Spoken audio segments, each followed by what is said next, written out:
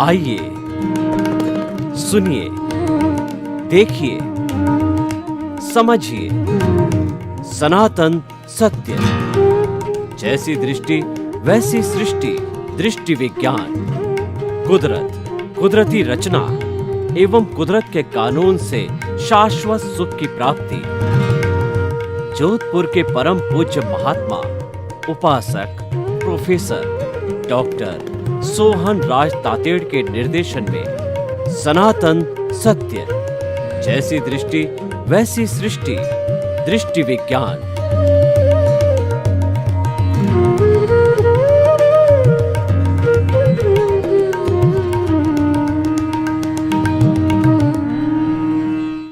भाई और बहनों, मातृशक्ति को नमन। आज का हमारा अति सुंदर विषय समय प्रबंधन कलात्मक जीवन। देखिए, दो शब्द आ रहे हैं, एक तो समय प्रबंधन, एक कलात्मक जीवन। पहले हम दोनों की परिभाषा करते हैं कि समय प्रबंधन का अर्थ होता है टाइम मैनेजमेंट। हर व्यक्ति को कुदरत ने 24 घंटे दिए हैं, 12 घंटे काम करने के लिए और 12 घंटे विश्राम करने के लिए दिया है। पूरा संतुलन बिठाया है कि आप इसका जो है प्रबंधन करके अपने समस्त कार्यों को बड़े अच्छे तरीके से करो। ये सारे काम समय से कैसे निपटते हैं? जब आप उसका मैनेजमेंट करोगे, प्रबंधन करोगे। देखिए कि हमारे कोई घर में फंक्शन होता है, उसके कुछ दिन पूर्व हम सूची बना करके और एक एक विषयों की चेक लिस्ट बनाते हैं और फिर जो काम हो गया उसको राइट करते जाते हैं। जब सारे काम राइट हो जाते हैं तो हमको लगता है कि व्यवस्थाएं छोटी मोटी सब पूरी हो गई। ये जो हो गया हमारा फंक्शन का मैनेजमेंट। अब देखिए टाइम मैनेजमेंट, ये अगर उस फंक्शन को 2 घंटे में पूरा करना है तो मिनट टू मिनट आपको चॉक आउट करना पड़ेगा। यानी कि जो 2 घंटे का जो स्पीकर्स का जो है आपने जो है पूरी लिस्ट बनाई है, तो जो एंकर होता है उसको ये कंट्रोलिंग पावर, टाइम मैनेजमेंट आना चाहिए कि 2 मिनट के बाद उसको रिक्वेस्ट करे, सर आपका टाइम हो गया। 5 मिनट वाले को 5 मिनट का करे, 10 मिनट वाले को 10 मिनट का करे। ऐसा नहीं कि ये वीआईपी है तो बोलता जाए, क्योंकि ये समय प्रबंधन नहीं होता है, क्योंकि सबको चांस देना होता है। ठीक इसी तरह से समय प्रबंधन कब होगा कि early to bed and early to rise. ये हमारा मुख्य जो है वो दिनचर्या होनी चाहिए। आप टाइम से सो, आप जैसे 10 बजे सो गए और आपको जो है 8 घंटे की निद्रा आराम से आ गई, 6 बजे उठ करके अपना काम करते रहो। इस तरीके से ये टाइम मैनेजमेंट है। और टाइम मैनेजमेंट को करने के लिए आप प्रतिदिन की जो है अपनी डायरी में सूची रखो। First priority, second priority, third priority, fourth और फिफ्थ। इसको कहते हैं असाइनमेंट ऑफ द प्रायोरिटीज़। ये आपने असाइनमेंट कर दिया तो जैसे अति आवश्यक कार्य था कि पहला आपके माता पिता को हॉस्पिटल चेक कराना फर्स्ट नंबर था, तो सबसे पहले वहाँ जाइए और उनको दवाई वगैरह लाके घर लेके आइए।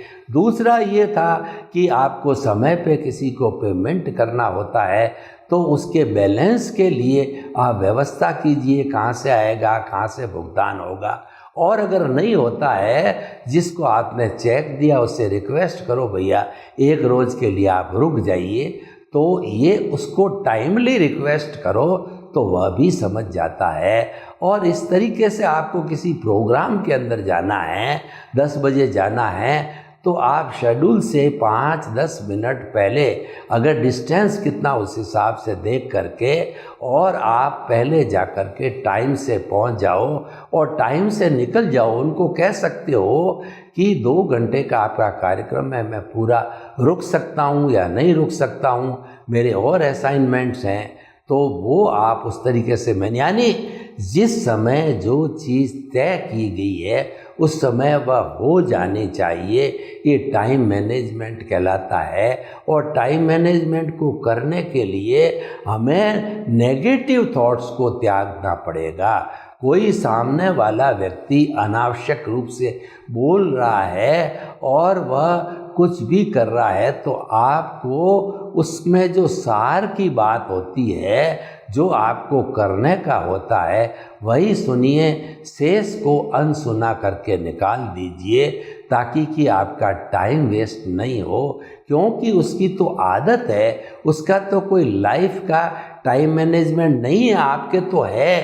तो आपको इग्नोर करना पड़ेगा जो फालतू की चीज़। लोग क्या होते हैं कि जो नेगेटिव थिंकिंग वाले होते हैं, वो 90% फालतू का काम करते हैं, फालतू की बातें करते हैं। और जो पॉजिटिव थिंकिंग वाला होता है, वो 90% काम की बात करता है, और यूँ 5-10% जो है वो आगे पीछे भी हो जाती है। क्योंकि टू एयर इज़ ह्यूमन, मनुष्य गलती का पुतला है, गलती होना संभव है।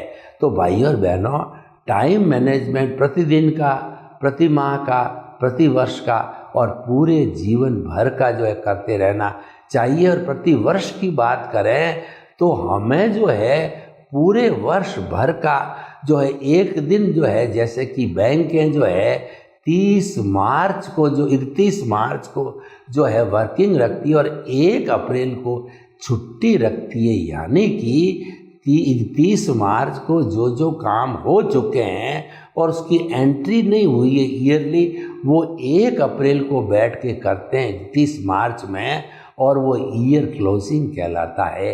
एक दिन पेंडिंग वर्क को निपटाने में कहलाता है। तो उसी तरह से ईयरली टाइम मैनेजमेंट आप करिए कि मैंने आध्यात्मिक कार्य कितना किया, मैंने जो व्यवहार जगत का जो कार्य किया है उसके अंदर कितना मैं सफल रहा, किन लोगों के साथ जो मैंने कष्ट दिया है तो उनसे व्यक्तिगत रूप से क्षमा याचना कीजिए। साल भर में संवत्सरी करके एक कार्यक्रम आता है, उस दिन जिन जिन के साथ में हमने किसी को दुख पहुंचाया है तो उनसे जो है हम क्षमा याचना करते हैं, क्षमा देते हैं, क्षमा लेते हैं। तो क्षमा देने और क्षमा लेने से गांठें नहीं पड़ती है। रही मन धागा प्रेम कार मत तोड़ो, छिटकाए टूटे फिर ना मिले और मिले गांठ पड़ जाए। यानी कि हमारे जो आपस में क्षमा याचना करने से शुद्धिकरण हो जाता है, गांठें नहीं पड़ती। किसी धागे के अंदर जब गांठें ज़्यादा पड़ जाती है तो उसको सुलझाया नहीं जाता है। उसी तरह से हमारे क्रोध, मान, माया, लोभ, राग, द्वेष, ये 18 तरह के नेगेटिव थॉट्स है। मैं आपको बता देता हूँ। प्राणातिपात, मर्शावाद, अदत्ता दान, मैथुन, परिग्रह, क्रोध, मान, माया, लोभ, राग, द्वेष, कलह, अभ्याख्यान, प्रशून्य, पर परिवाद, रति अति और शल्यपात, ये 18 नेगेटिव थॉट जो हमारी भारतीय संस्कृति में बताए गए हैं, ये सारी नेगेटिविटी है।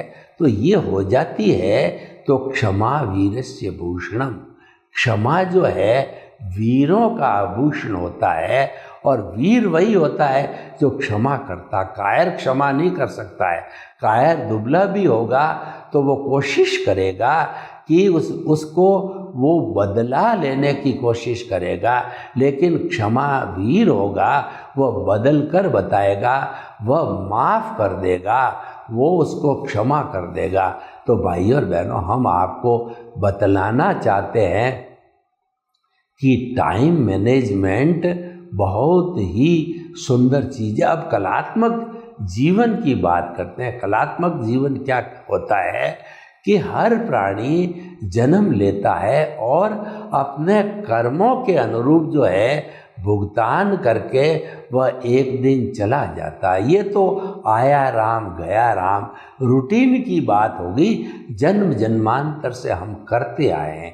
लेकिन क्योंकि मानव जीवन मिला है, मानव जीवन अति दुर्लभ है, मानव जीवन एक पारस मणि है, एक जो है कहना चाहिए कि वो हमारा जो है वो चिंतामणि रत्न है, वह हमारा नंदन वन है, वो वैतरणी नदी है, वो कामधेनु है। तो ये जो है वो इतना उपयोगी जीवन है कि इस जीवन का हम सार्थक उपयोग करें तो सनातन सत्य के माध्यम से शाश्वत सुख की नींव लगाना चाहते हैं।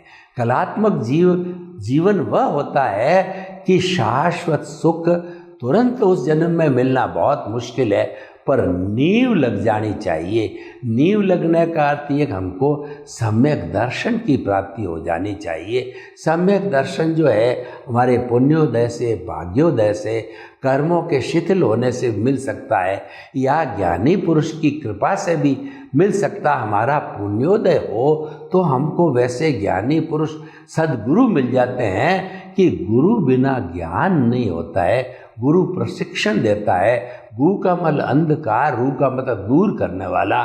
गुरु वह व्यक्ति होता है जो अज्ञान रूपी अंधकार को दूर करता है। एक छोटा सा दीपक है, उस दीपक को प्रकाश की उपमा दी है। उसको घना अंधेरा हो शताब्दियों का, उस दीपक को जला दो, वो सारे तिमिर को हर लेता है, क्योंकि वह स्व पर प्रकाशक होता है। तो उसी तरीके से हमारा जो ज्ञान है वो स्व पर प्रकाशक है। उसके माध्यम से जो है हम बहुत कुछ प्राप्त कर सकते हैं। तो भाइयों और बहनों, हम आपको बताना चाहते, कलात्मक जीवन वह होता है जिसमें अज्ञान इरेज हो और सम्यक ज्ञान, सम्यक दर्शन की बढ़ोतरी होनी चाहिए। और ये कब होता है कि हम मिथ्या ज्ञान, मिथ्या दर्शन और मोहनीय कर्म को समझ करके इस अज्ञान का त्याग करने की कोशिश करें। अज्ञान का नाश ही सच्चा नाश है, अज्ञान का त्याग ही सच्चा त्याग है। हम कहते हैं कि जो आप खाने का त्याग कीजिए, पीने का त्याग कीजिए, धन का त्याग कीजिए, आप जो स्त्री का त्याग कीजिए, आप साधु बन जाइए। और त्याग त्याग त्याग की बहुत लंबी श्रृंखला है, परंतु हमारे सनातन सत्य के अंदर सच्चा त्याग है वह अज्ञान का त्याग है। सच्चा नाश है वह अज्ञान का नाश है। उसी से ही मुक्ति है और आपको समर्पण करना है भक्ति मार्ग से। तो कुदरत को करिए, वही आपकी माँ है। कुदरत को समर्पित हो जाएंगे तो कुदरत के कानून का पालन होगा। और कुदरत के कानून का अर्थ है कि आप हमेशा निमित्त भाव में रहोगे। जब आप निमित्त भाव में आ जाते हो तो आपके तीन साथी और जो है निमित्त, निर्दोष, अकर्ता और शुद्ध आत्मा भी सब जो है वो प्रज्ञा की टीम बन जाती है। और वो प्रज्ञा उनको साथ में लेकर के और सम्यक ज्ञान, सम्यक दर्शन का डेवलपमेंट करवाती है। प्रज्ञा क्या करती है कि जब कभी भी हम जो हमारा उदय प्रारब्ध चल रहा है उसके प्रभाव में आ जाते हैं, उसका फोर्स बहुत तेज हो जाता है, तो हम उसके साथ तन्मयाकार हो जाते हैं। प्रज्ञा हमको खींच करके केंद्र में लाती है। तुम्हारे को तो सिर्फ आत्मा की उपासना करनी है, तुम्हारे को प्रकृति के साथ नहीं मिलना है। केवल शुद्ध आत्मा स्वरूप जो है, अज्ञान शुद्ध आत्मा स्वरूप जो आत्मा है उसकी उपासना करनी है। तो भाइयों और बहनों, ये प्रज्ञा जागृत हो जाती है, वह हमको जो है देहाध्यास से तुरंत हटा देनी चाहिए। देहाध्यास है वो अज्ञान है, और जो ये सघन होता जाएगा त्यों त्यों हम जो है वो भवांतर करते रहेंगे। और प्रज्ञा की जागृति चलती रहेगी तो हमारी जो जागृति का दीपक है वो जलते जलते 15% से जो ऊपरी लेवल है, यानी 48 मिनट पर हम आत्मा से इर्द गिर्द से इधर उधर से कहीं नहीं होते हैं। लगातार उसके साथ के अंदर हम तन्मयाकार हो जाते हैं 48 मिनट के लिए। वह हमारी अवस्था होती है, वो अंतिम पुरुषार्थ केवल ज्ञान की अवस्था होती है।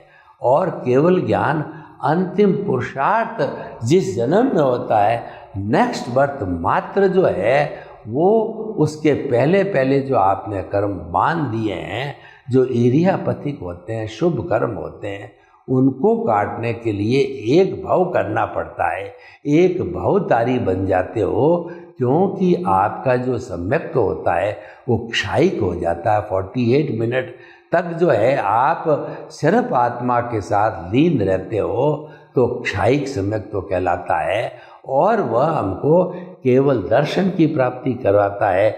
अगले जन्म में हम केवल ज्ञान की प्राप्ति करके सिद्ध बुद्ध मुक्त बन करके और अपने आत्मा को प्राप्त कर लेते हैं, अपने अस्तित्व को प्राप्त लेते हैं। फिर ये प्रकृति समाप्त हो जाती है। ये कलात्मक जीवन होता है। तो भाइयों और बहनों, जो हमारा विषय है कि कलात्मक जीवन जीने के लिए टाइम मैनेजमेंट करना चाहिए। बाहर के टाइम मैनेजमेंट की हमने चर्चा की। अब भीतर का टाइम मैनेजमेंट क्या है कि आपके सामने जो भी संजोग आते हैं उन संजोगों के अंदर जो है आप कुदरती रचना को देखो। तो कुदरती रचना को देखोगे तो कुदरत के कानून का पालन हो गया, सम्यक ज्ञान दर्शन की एप्लीकेशन होगी और अज्ञान इरेज होगा और आपके क्रिया की प्रतिक्रिया नहीं होगी। यानी नया कॉज नहीं बढ़ेगा, नया भाव नहीं पड़ने से, उस पर कोट नहीं लगने से कोई नया कर्म नहीं बनेगा। और पहले वाला जो चल रहा है वो तो ऑटो मोड से जो है ऑलरेडी डिस्चार्ज हो रहा है। उसमें हमको न तो कोई प्रयास करने की आवश्यकता है, न कोई देखने की आवश्यकता है। वो तो ऑटो मोड से जो है वो प्री डेस्टिन्ड रूप से अपने आप चलता है। लेकिन जब हम क्रिया की प्रतिक्रिया करते हैं तब हम उसके साथ तन्मयाकार हो जाते हैं, तो हमारा अज्ञान सघन होता है। हमें अज्ञान को मिटाना है। ज्यों ज्यों अज्ञान धीरे धीरे इरेज होता रहेगा, इसका अर्थ है कि सम्यक ज्ञान सम्यक दर्शन का जो है वो पारा है वो थर्मामीटर में ऊपर चढ़ता रहेगा। इसको हमें धीरे धीरे 15% से 2% से ऊपर चढ़ा करके 360 डिग्री का अनुभव करना है। और वो जब हमने जो है अपने आत्मा के साथ लीन रहने की 48 मिनट की अवस्था को प्राप्त कर लिया, हाईएस्ट लेवल पे पारा आ गया, ऑटोमेटिकली 360 डिग्री का केवल दर्शन हो जाएगा। नेक्स्ट बर्थ में परिणाम स्वरूप वो केवल ज्ञान होगा और हम सिद्ध बुद्ध और मुक्त बन जाएंगे। तो भाइयों और बहनों, कलात्मक जीवन का टाइम मैनेजमेंट से बहुत बड़ा संबंध है। बाहरी जगत में टाइम मैनेज की हमने बहुत चर्चा की है। अब भीतरी जगत का टाइम मैनेजमेंट की बात करें हम, तो कुदरती रचना तो हमारे करते करते ऑटोमेटिकली हमारे सामने मन वचन काया की क्रिया के साथ में आती रहेगी। वहाँ पर आप सम्यक ज्ञान दर्शन की एप्लीकेशन करो और आप निश्चिंत रूप से बैठे हुए हो तो शुद्ध आत्मा का चिंतन करो कि मैं शुद्ध आत्मा हूँ, मैं शुद्ध आत्मा हूँ। आप मानसिक रूप से ये जाप करते रहो, मैं शुद्ध आत्मा हूँ, मैं शुद्ध आत्मा हूँ, मैं शुद्ध आत्मा हूँ, मैं मन वचन काया से मुक्त ऐसा शुद्ध आत्मा हूँ। मन आपने श्वास भरी, मन वचन काया से मुक्त और श्वास को छोड़ा, मैं शुद्ध आत्मा हूँ। मन वचन काया से मुक्त ऐसा मैं शुद्ध आत्मा हूँ। मन वचन काया सांस भरी, मन वचन काया कुदरती रचना, मन वचन काया कुदरती रचना, और उसके बाद में सांस भरा, मन वचन काया कुदरती रचना से मुक्त, सांस को छोड़ने के साथ शुद्ध आत्मा हूँ। मन वचन काया जो कुदरती रचना से मुक्त ऐसा मैं शुद्ध आत्मा हूँ। यानी कि आपका सारा चिंतन है वो कुदरती रचना के आपका सारा चिंतन आत्मा के इर्द गिर्द रहा, क्योंकि आपने जो कुछ हो रहा है उसको कुदरती रचना माना। उसके साथ के अंदर आप तन्मयाकार नहीं हुए, लिप्त नहीं रहे। आपने प्रकृति और पुरुष को बिल्कुल अलग रखा और अलग रखने से ही ये परिणाम आया और हम धीरे धीरे जो है वो आगे बढ़ते रहते हैं। तो भाइयों और बहनों, जो आज का विषय है समय प्रबंधन एक कलात्मक जीवन है।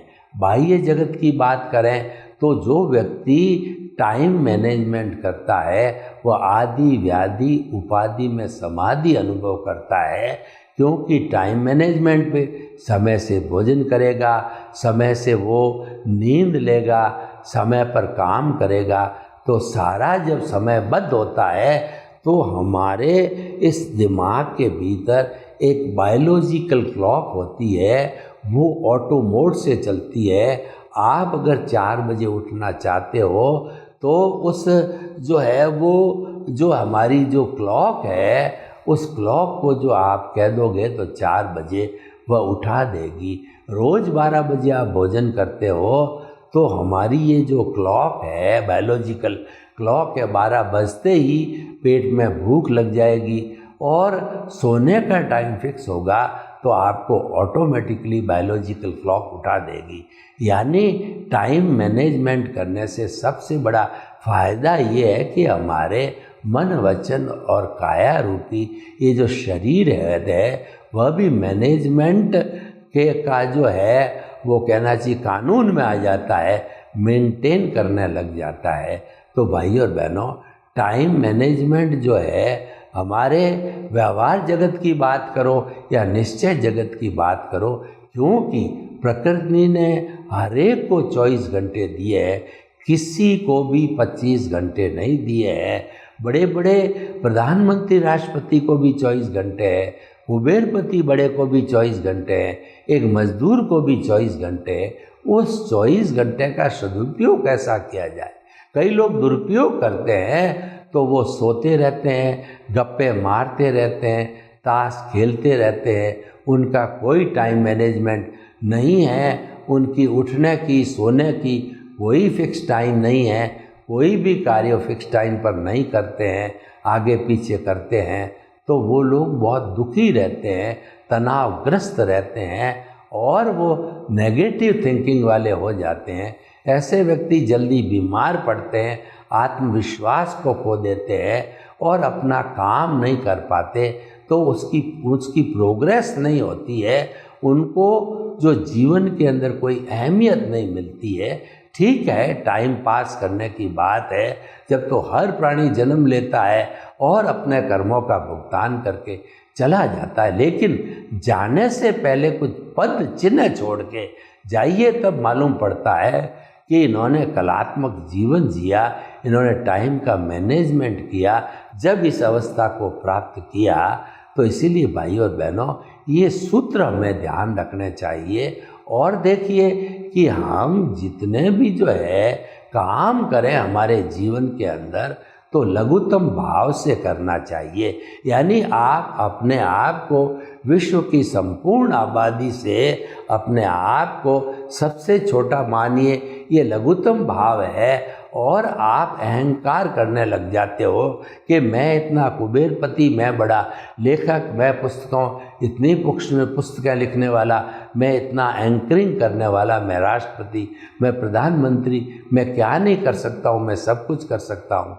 तो इस अहंकार की वजह से जो है आप धीरे धीरे जो है पिछड़ते जाएंगे, क्योंकि ये अहंकार जो है आपको आगे बढ़ने नहीं देगा, आपको गिराता ही जाएगा।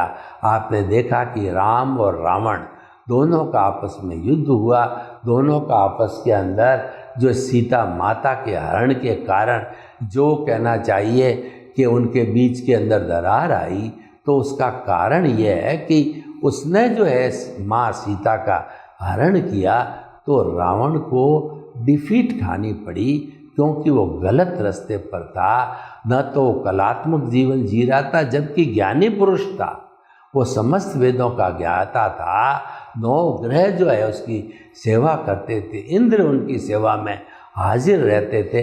तो सब कुछ होने के बावजूद भी जो है उसने कलात्मक जीवन नहीं जिया, उसने अपने जीवन में टाइम मैनेजमेंट नहीं किया, अनीति करी। इस कारण से जो है वह जो है वो शाश्वत सुख को कहिए या अपने जीवन का जो टारगेट होता है उसको वो प्राप्त नहीं कर सका।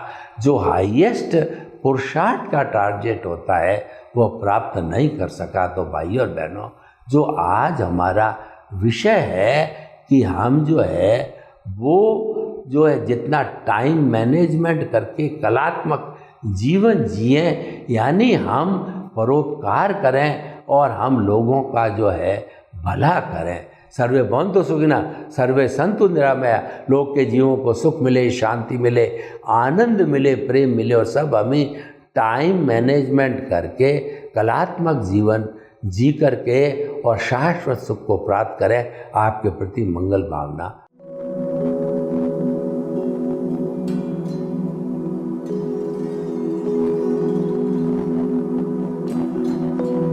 एक ऐसा अंतर्राष्ट्रीय ख्याति प्राप्त मानव जो गुरु प्रेरणा से पिछले 20 वर्षों से वानप्रस्थ जीवन जीते हुए 24 घंटे मानवता की सेवा में संलग्न है। एक ऐसा मानव जो अभी राष्ट्रीय, अंतर्राष्ट्रीय टीवी चैनलों पर 7,500 एपिसोड के माध्यम से सनातन सत्य, आत्मविज्ञान एवं पुनरुत्थान, व्यवहार एवं निश्चय जगत के जीवनोपयोगी विषयों पर हृदय स्पर्शी प्रवचन कर चुका है। उस मानव का नाम है महात्मा उपासक प्रोफेसर डॉक्टर सोहन राज तातेड़। प्रोफेसर तातेड़ द्वारा योग, दर्शन, शिक्षा विषयों पर रचित पीएचडी स्तर के 250 शोध ग्रंथ भारत के 100 प्रतिष्ठित विश्वविद्यालयों में शोधार्थी पढ़ रहे हैं तथा वे सभी शोध ग्रंथ वहां की सेंट्रल लाइब्रेरियों में उपलब्ध हैं। महात्मा सोहन राज ने अभी तक हजारों स्कूलों, कॉलेजों, विश्वविद्यालयों एवं संस्थाओं में सेमिनार, वर्कशॉप, कैंप लगाकर लाखों विद्यार्थियों को योग, दर्शन, शिक्षा का प्रशिक्षण देकर उन्हें सुसंस्कारित किया। डॉक्टर तातेड़ ने भारतीय संस्कृति उत्थान के 4000 से अधिक समसामयिक विषयों पर आर्टिकल लिखकर ऑनलाइन जर्नल, पत्रिकाओं, वेबसाइट्स पर प्रकाशित किया, जिसका उपयोग लाखों पाठक कर रहे हैं। उपासक तातेड़ के 5000 से अधिक आज का सुविचार, आज का शुभ संदेश, आज का मंगल भावना योग आदि चिंतन websites, Twitter, blogger, Facebook, YouTube माध्यमों से लाखों लोग अपना जीवन निर्माण कर रहे हैं। मानवता के मसीहा ऐसे महामानव महात्मा सोहन राज तातेड़ के प्रोफाइल को अभी तक विश्व के 20 लाख दर्शक यूट्यूब पर, 12 लाख गूगल पर एवं लाखों दर्शक फेसबुक, ब्लॉगर, ट्विटर और इंस्टाग्राम पर देख चुके हैं।